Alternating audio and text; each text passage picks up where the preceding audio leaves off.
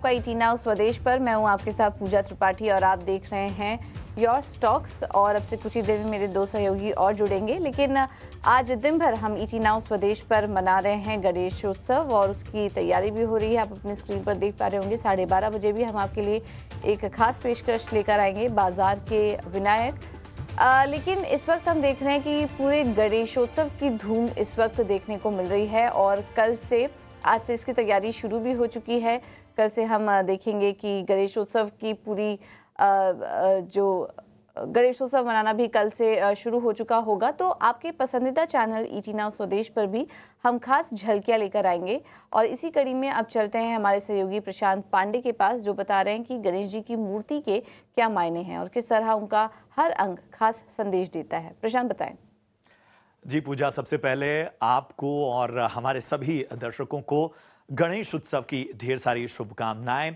हम एक खास मंत्र से कहीं ना कहीं गणेश जी की आराधना करते हैं, जो कहता है कि वक्रतुंड महाकाय सूर्यकोटि समप्रभा निर्विघ्नं कुरु मे देव सर्व कार्येषु सर्वदा। जी हाँ, और यही मायने हैं खास तौर पे भगवान गणेश जी की मूरत को अगर देखें। अगर हम भगवान गणेश जी की मूर्ति के मायने बाजार से जोड़कर देखें तो चलिए मैं बताता हूं कि आखिर वो किस तरह से खास संदेश देती है। आप देखिए, ये भगवान गणेश की पूरी मूर्ति है।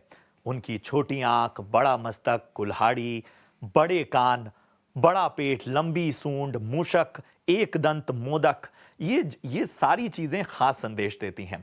अगर हम सबसे पहले बात करें छोटी आंख की, तो ये हमें एकाग्रता और सूक्ष्म दृष्टि देती है, जिसका मतलब है बाजार में जब भी आप शेयरों और रणनीति का चुनाव करें तो एक सूक्ष्म निगाह जरूर रखें।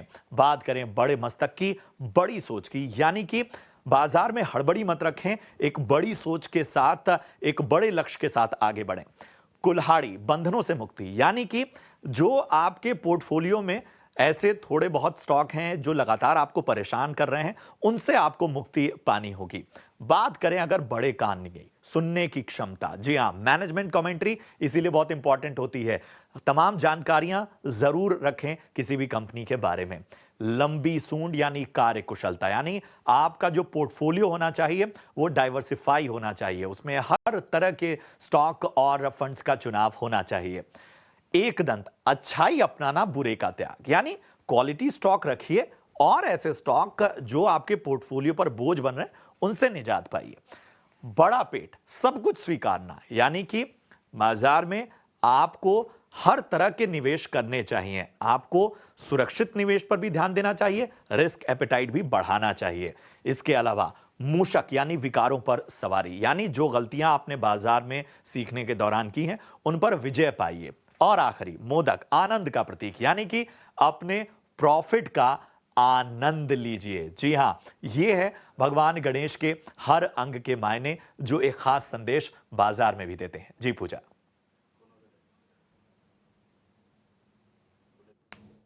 बिल्कुल, बहुत बहुत शुक्रिया प्रशांत आपका ये पूरा विश्लेषण करने के लिए। चलिए अब आगे बढ़ते हैं और बाजार पर नजर डालें तो मार्केट में इस वक्त हम देख रहे हैं कि बाजार में कमजोरी बढ़ी है।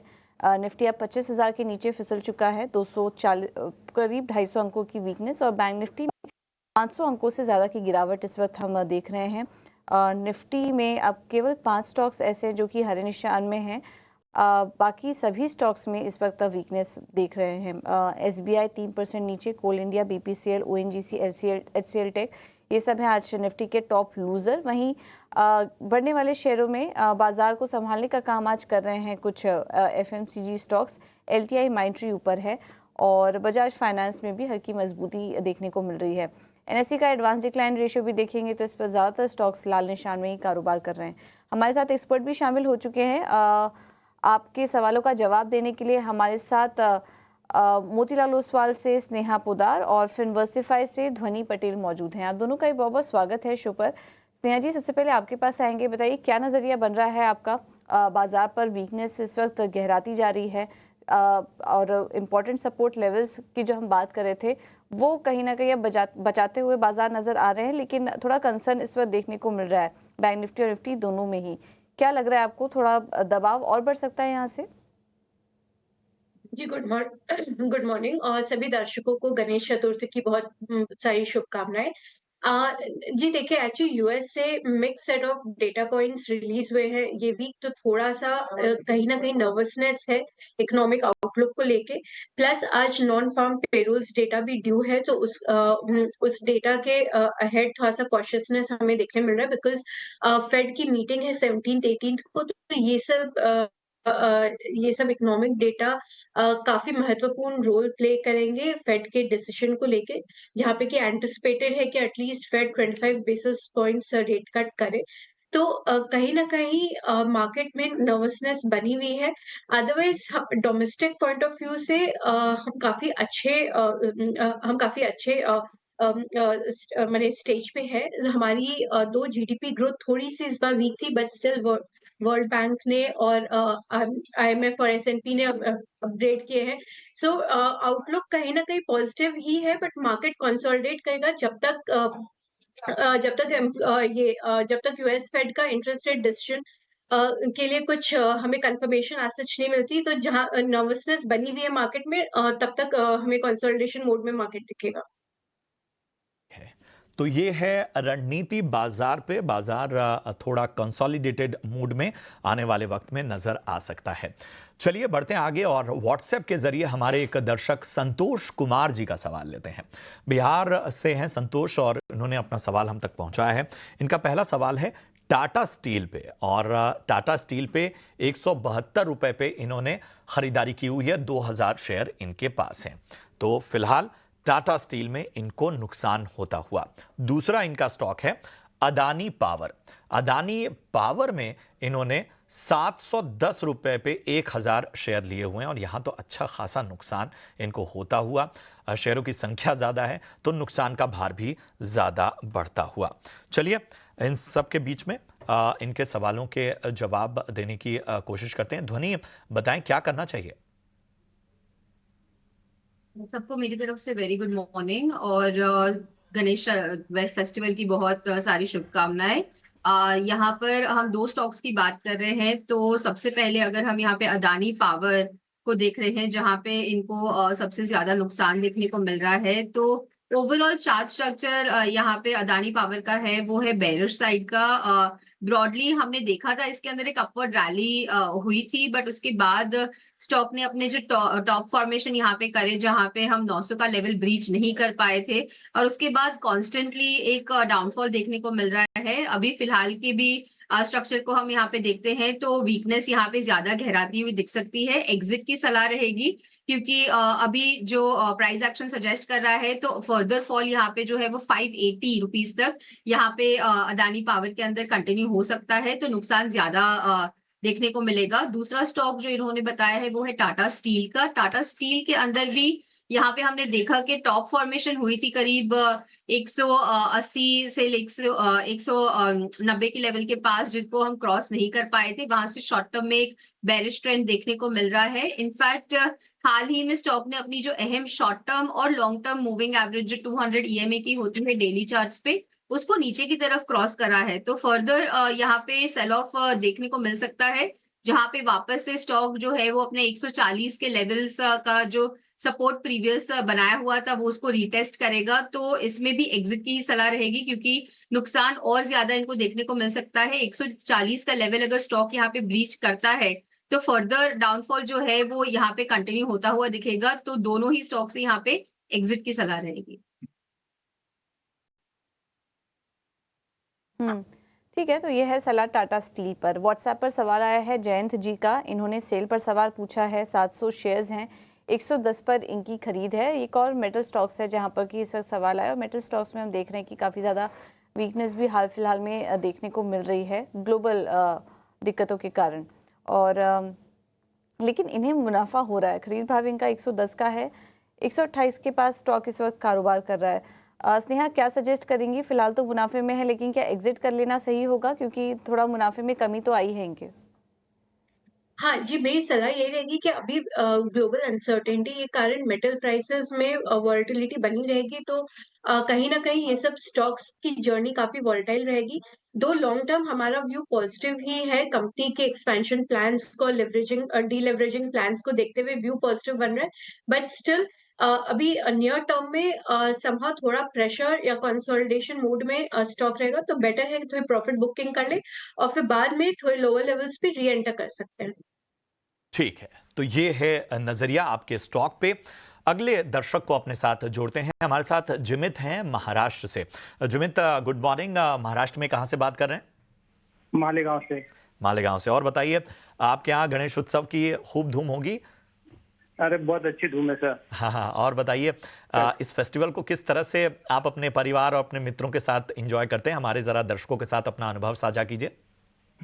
नहीं सर, हम क्या करते हैं, मंडल में ही काम करते हैं। पहले घर में से लाते हैं, अरे घर वाह। के लिए गणपति लाते हैं। अरे फिर वाह। जो हमारा मंडल होता है इसमें 30-40 करीबन बच्चे, फिर महिलाएं सब होती है, और हम सब फिर दोपहर में 4 बजे के बाद ढोल बाजे के साथ लेने जाते हैं और शाम को 7-8 बजे आरती करके उनकी स्थापना करते हैं। क्या बात है। और ये वाकई, मैं महाराष्ट्र में इतने अरसे से हूँ। मैं खुद उत्तर प्रदेश से हूँ और महाराष्ट्र में लगभग 9-10 साल से देख रहा हूँ। महाराष्ट्र को कहना होगा उत्सवों का शहर जिमित, और हर उत्सव जिस धूम से मनाई जाती है, और खासतौर पे गणेश उत्सव की तो बात ही अलग होती है। और वाकई आप सभी को शुभकामनाएं, और इसी तरह से भगवान गणपति के उत्सव और उनकी सेवा में आप लीन रहिए। हमें बताइए कि हम आपकी मदद किस तरह से कर सकते हैं। किस स्टॉक पे आपका सवाल है?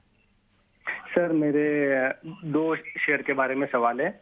मेरे के पास बायोकॉन 300 रुपए का शेयर है। जी। 300 क्वांटिटी शेयर है, 280 के भाव का। ठीक है। और मन्नापुरम भी 300 शेयर है, 180 के भाव का। तो दोनों शेयर मैंने होल्ड किए हुए हैं, तो क्या करना चाहिए? मैं लॉन्ग टर्म तक रुक सकता हूँ? ठीक है, ठीक है, ठीक है।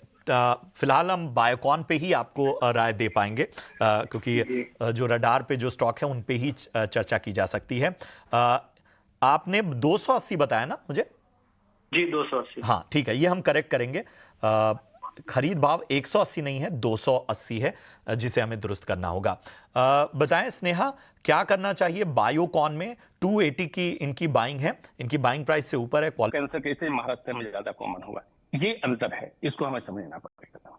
बिल्कुल, बहुत अहम बात आपने कही है। और शायद ज़्यादातर जो हमारी बीमारियां हैं, चाहे वो जानलेवा बीमारी, स्टॉक है इनका।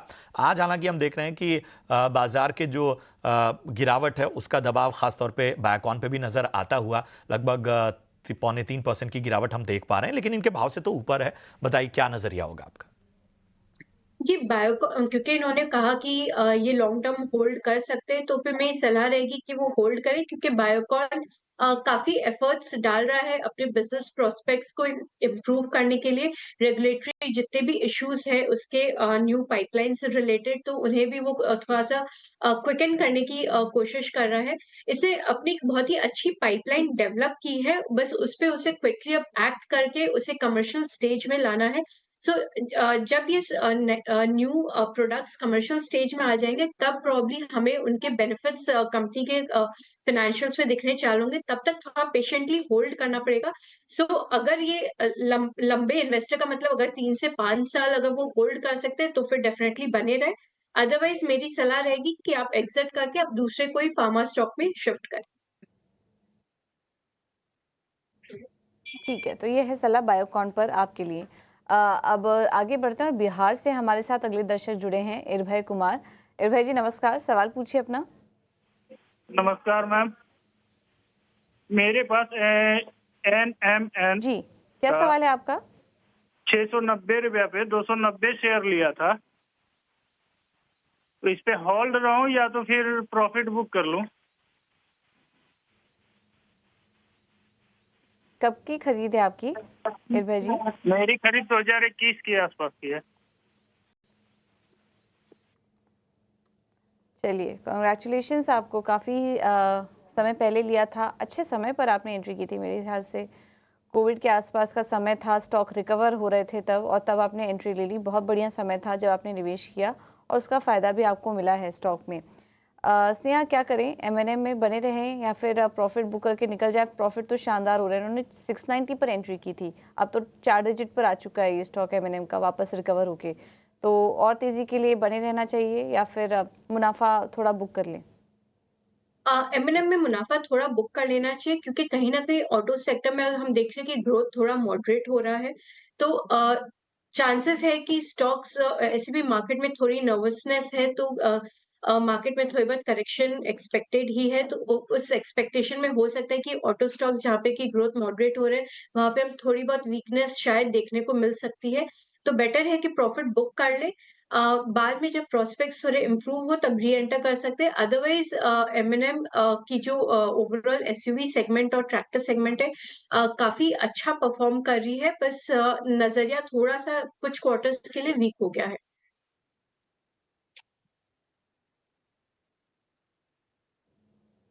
खास सेगमेंट की ओर बढ़ते हैं और ये है ऑप्शंस के चैंपियन।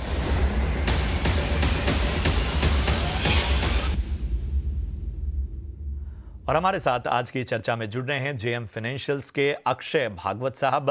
अक्षय जी, सबसे पहले गणेश उत्सव की ढेर सारी शुभकामनाएं आपको। बताइए, इस शुभ अवसर पर आप कहां पर रणनीति देख रहे हैं? गुड मॉर्निंग प्रशांत, आपको भी गणेश चतुर्थी की शुभकामनाएं।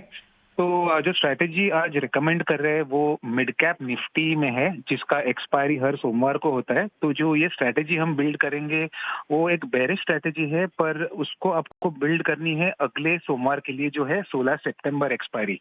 तो इसमें जो व्यू बन रहा है वो है कि मिड कैप निफ्टी शायद 13,000 या 13,000 के नीचे चला जाए। करंट मार्केट प्राइस वो इंडेक्स का 13,100 है। तो उसके चलते जो बेयर पुट स्ट्रैटेजी है उसमें 13,100 की पुट आपको करंट मार्केट प्राइस में बाय करनी है, जिसका करीबन प्रीमियम है 130 रुपए। इसके सामने आपको 13,000 की पुट बेचनी है करीबन 80 रुपए पे। इससे आपका जो कॉस्टिंग है पुट बाय करने का वो कम हो जाएगा। तो नेट एक्सपेक्टेशन है कि अगर स्टॉक अंडरलाइनिंग 13,000 तक आ जाए तो आपका प्रॉफिट पोटेंशियल जो है करीबन 4,700 का बनेगा। और जो रिस्क या लॉस है, क्योंकि एक फिक्स्ड लॉस स्ट्रेटेजी है ये, इसमें मैक्सिमम आपका रिस्क रहेगा 2,500 रुपए पर लॉट। अक्षय जी, एक थोड़ा सा आपसे एक बार कंफर्मेशन चाहूंगा।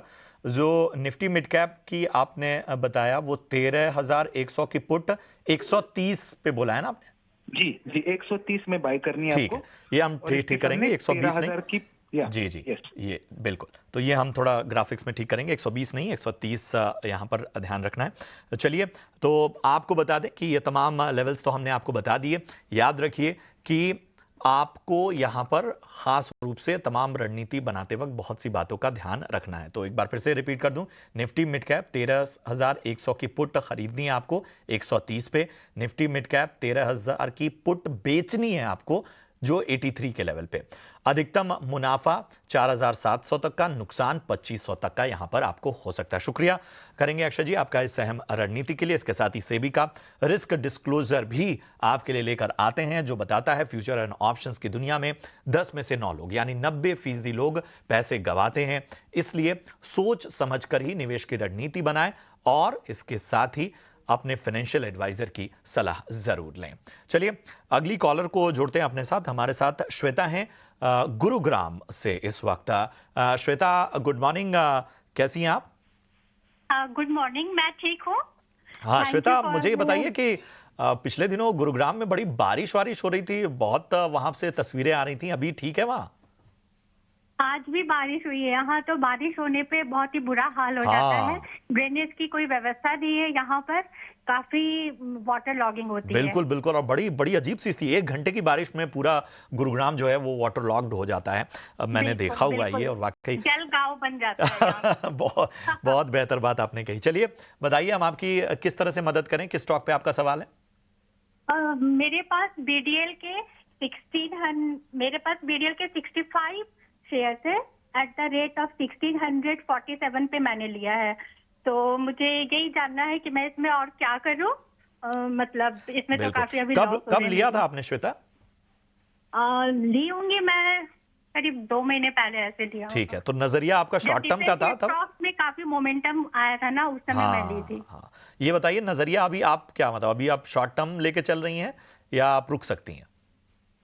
रुक सकती हूँ, ऐसा कोई इशू नहीं है। मैं बेनिफिट लेकर के ही निकलना चाहती हूँ। ठीक है ठीक है, चलिए अब बेहतर तरीके से आपको गाइड करते हैं। ध्वनि, मैं आपके पास आना चाहूँगा। श्वेता को की समस्या का जरा समाधान कीजिए। ऊपरी स्तरों की बाइंग है इनकी, एक मोमेंटम जब गेन था तब उन्होंने एंट्री करने की कोशिश की, लेकिन वहाँ से जो है नुकसान इनको होता हुआ, लेकिन किसी हड़बड़ी में नहीं है, प्रॉफिट लेकर ही निकलना चाहती हैं। तो कितना रुकना पड़ेगा? बिल्कुल प्रशांत जी, जैसे कि इन्होंने बताया मोमेंटम की खरीदारी है इनकी, तो ऊपर की भाग की खरीदारी है, बट वीकली स्ट्रक्चर को हम यहाँ पे ध्यान में रखेंगे क्योंकि इनको समय की कोई यहाँ पे पाबंदी है नहीं, तो इसको हम थोड़ा सा और टाइम दे सकते हैं। नीचे की तरफ अगर स्टॉक यहाँ पे अपने जो प्रीवियस लो बनाए थे 1220 की लेवल के पास, तो उसको मैं एक स्टॉप लॉस बताना चाहूंगी कि 1220 1200 का लेवल अगर स्टॉक नीचे की तरफ क्रॉस करता है तो मैं इनको यहाँ पे स्टॉप लॉस इनका ट्रिगर होगा, एग्जिट की सलाह दूंगी। बट जब तक ये लेवल बरकरार है ये बने रह सकते हैं इसके अंदर, क्योंकि ऊपर की तरफ यहाँ पे वीकलीज में अगर देखें तो शॉर्ट टर्म मूविंग एवरेज के ऊपर ही अभी फिलहाल के लिए ट्रेड कर रहे हैं। तो एक बाउंस आएगा जहां पर इनको वापस से ऊपर की तरफ एग्जिट मिल सकती है, जिसमें 1780 तक के लेवल देखने को मिल सकते हैं। तो 1220 का स्टॉप लॉस स्ट्रिक्टली लगाए, होल्ड करके रखें। याद रखिए श्वेता, जो स्टॉप लॉस है उसका विशेष रूप से ध्यान रखना है आपको और उस हिसाब से इसमें आगे बढ़ना है।